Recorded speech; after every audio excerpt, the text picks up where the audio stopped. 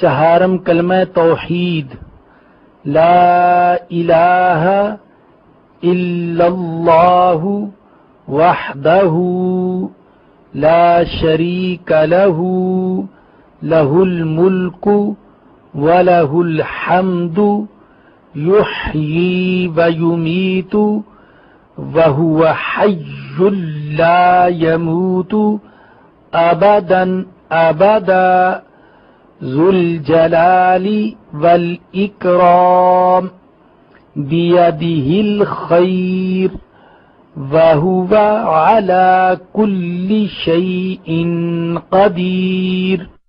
ترجمہ: اللہ تعالی کے سوا کوئی معبود نہیں، وہ اکیلا ہے، اس کا کوئی شریک نہیں، اس کی بادشاہی ہے اور اسی کے لیے تمام تعریف ہے۔ وہی زندہ کرتا ہے اور مارتا ہے اور ہمیشہ ہمیشہ کے لیے زندہ ہے، جس کو موت نہیں، عظمت اور بزرگی والا ہے، اسی کے ہاتھ میں ہے خیر و برکت اور وہ ہر چیز پر قادر ہے۔